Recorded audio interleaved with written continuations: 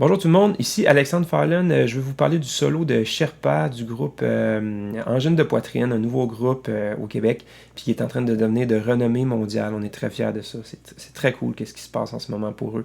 Tant mieux pour eux, je leur souhaite vraiment une grande carrière. OK? Donc, sans plus tarder, je vous présente 7 points intéressants en lien avec ce groupe-là, puis le solo spécifiquement. OK? Fait que, tout le monde, on va commencer par présenter un peu le groove. Je vous projette à l'écran le groove de base là-dedans, tu sais, fait que ça fait ça. Puis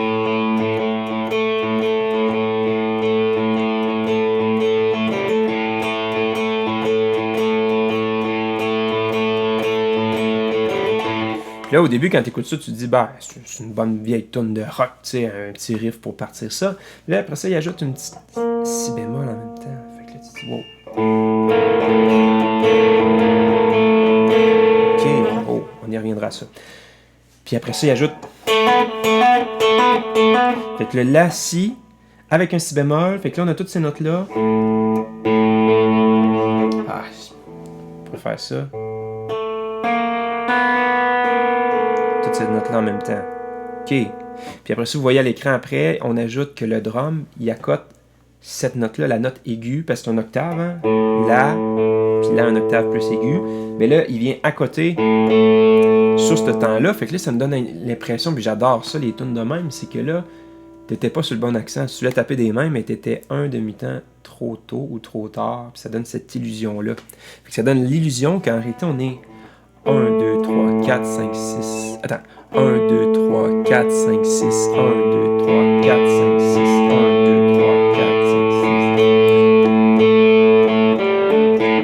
Puis après ça, il en ajoute parce qu'il fait vraiment bien assumé.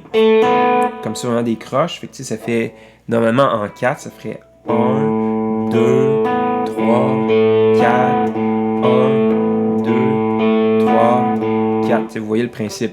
Mais là, le drummer, il accote sur la note à l'octave. Fait que là, ça donne une autre illusion encore plus claire qu'on est en 7-8 en réalité. 1, 2, 3, 4, 5, 6, 1, 3, 4, 5, 6, 1, 2, 3, 4, 5, 6, 1, 2, 3, 4, 5, 6.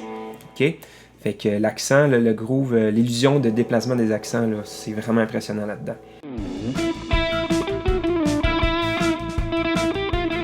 OK? Ensuite de ça, je vous parlerai peut-être de la gamme qu'ils utilisent. En fait, c'est le 5e mode de la gamme mineure harmonique. Peut-être m'écrire dans les commentaires ce que vous voudriez, un tutoriel là-dessus. Puis je donne des exemples et tout ça, parce que c'est un mode très important.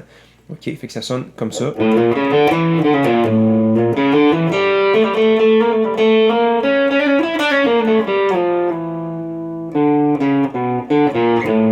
C'est ça que ça donne. OK? Fait que là, il mélange avec un autre mode qui n'existe pas. T'sais, dans le fond, c'est comme un mixolydien, le 5e mode de la gamme majeure. Mais il ajoute une bémol 9 dedans. Il ajoute un si bémol, plutôt qu'avoir quelque chose qui ressemble à ça. Il ajoute ça. Fait que là, entre les deux modes, la différence, c'est juste le Fa puis le Fa dièse. Puis là, c'est pas clair parce que vu qu'il fait du microtonal, puis ça, je vais y revenir, ben, c'est un mélange des deux. Fait que si je prends du début, il va chercher là, puis un peu plus loin après ça, très clairement ici, il va vraiment chercher le Fa dièse de manière assumée. T'sais? Fait que ça, c'est intéressant. Je vous parle tout de suite de microtonalité parce qu'en réalité, c'est ça le gros sujet du vidéo, je pense, de la vidéo. Microtonalité, fait que c'est quoi? C'est que, vous voyez ma guitare, je divise les frettes, je mets des frettes entre les frettes, puis là, au lieu d'avoir 22 frettes, là, je me retrouverais à en avoir comme 44. Puis là, sa guitare est conçue de même, puis là, les gens vont dire que c'est de la musique microtonale, mais en réalité, c'est pas non plus une harmonie microtonale, parce que l'harmonie est vraiment clairement occidentale, c'est avec nos 12 demi-tons bien straight, là. Mais lui, quand il fait ses solos, puis quand il joue, ben, il va aller chercher ces petits quarts de ton-là. Mais on ne va jamais aller s'appuyer sur ces notes-là, des quarts de ton, pour que ça devienne la fondamentale d'un accord, puis que ça devienne comme une harmonie microtonale. Okay? Mais ça reste quand même vraiment impressionnant, son idée. Fait que là, avec la microtonalité, il va vraiment chercher des notes, puis c'est quasiment le fun, parce que je sais pas si ma guitare est accordée en ce moment, parce que je viens de faire le solo. Fait qu'il est peut-être un peu désaccordé, puis c'est pas grave, parce que ça paraît pas. Fait que tu sais, moi, j'ai pu imiter sa microtonalité en faisant des mini-bends aux bons endroits. Fait que, tu sais, je prends cette ligne-là, par exemple.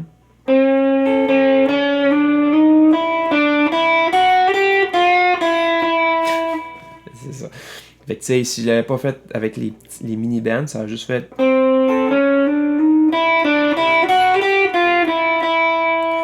Ouais, c'est ça. Fait que là, avec les petits bends... Fait que c'est ça, une microtonalité. Je prends cette note-là.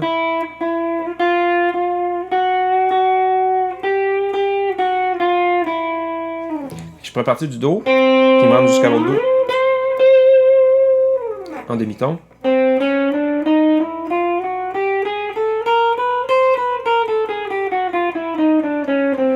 Ça, c'est mes 12 demi-tons. Mais là, lui, il y en aurait comme 24.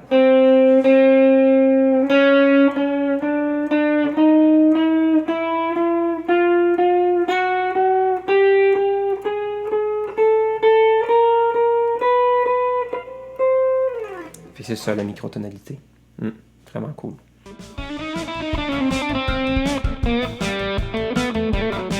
Prochain point, je vous parle de blues. Si on se met dans les oreilles ça...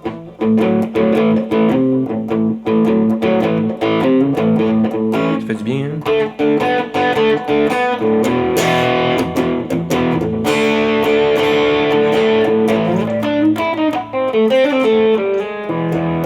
Toutes nos oreilles sont ailleurs. Ok, je vous ai mis dans le contexte un peu.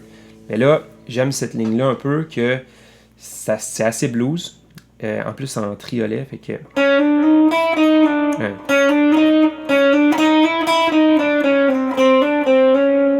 Ça sonne bien, ça, hein?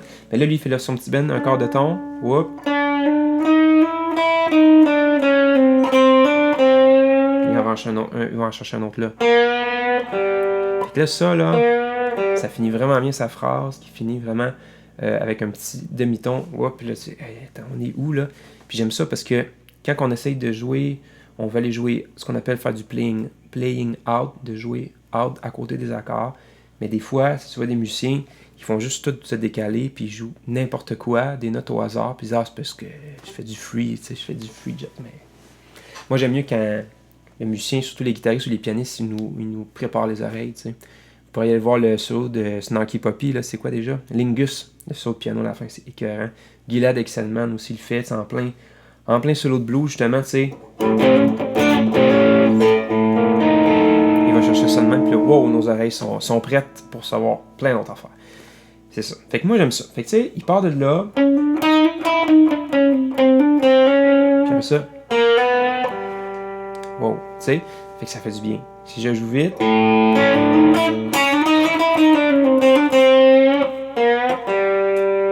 Fait que c'est une belle lick que je voulais vous partager. En lien avec le blues. Faites un jam de blues dans un bar, puis là, vous arrivez en plein blues, puis tu fais ça.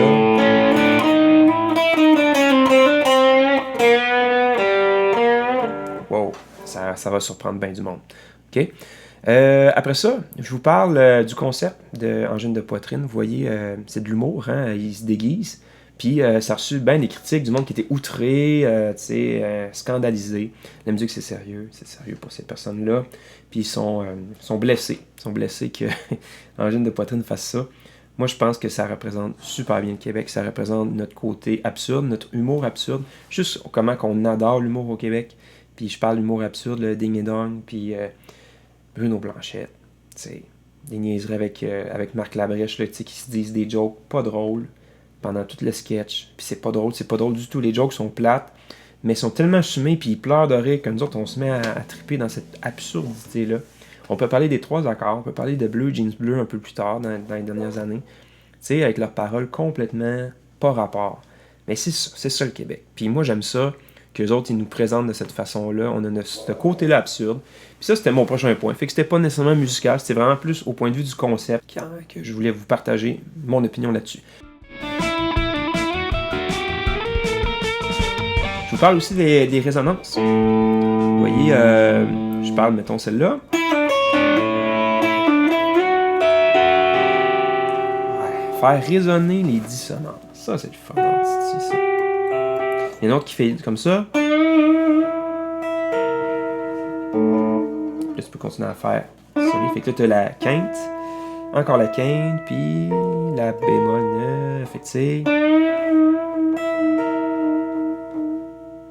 Puis ça se mélange aussi avec la bémol 5 là-dedans, fait que tu sais, l'altération celle-là, fait que tu sais. Fait que c'est cool, j'adore ce passage-là. Mais j'ai de la misère à le faire parce que je veux que vous l'entendiez bien. Là. Comme ça. Puis dans un autre contexte, peut-être plus jazz, avec un jeu plus clean, pas une affaire qu'on fasse des gros bends de même, tu pourrais faire. Tu sais. Ça va te donner plein de belles idées. Aussi avec ça ici.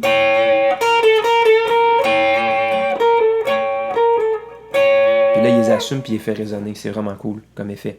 Puis je termine justement avec ça, mon dernier point. C'est ce fameux bend-là qu'on entend plusieurs fois dans le solo. C'est quoi qui se passe? Le La, hein, la tonique, puis la fameuse bémol 9, il va les chercher en bend de même. Fait qu'il joue vraiment entre les deux. C'est vraiment cool comme effet. Puis tu sais, ça fait très rock, tu sais.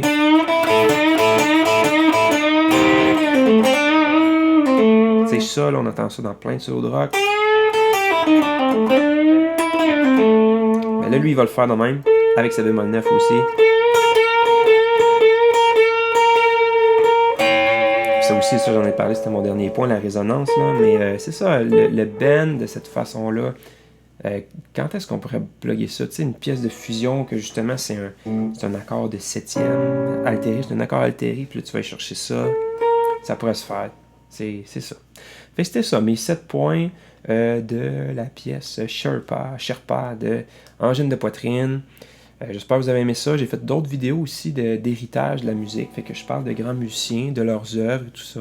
Fait que vous pouvez aller voir ça sur ma chaîne. Abonnez-vous, allez voir mes autres vidéos, puis on va se dire à une prochaine fois. Merci tout le monde.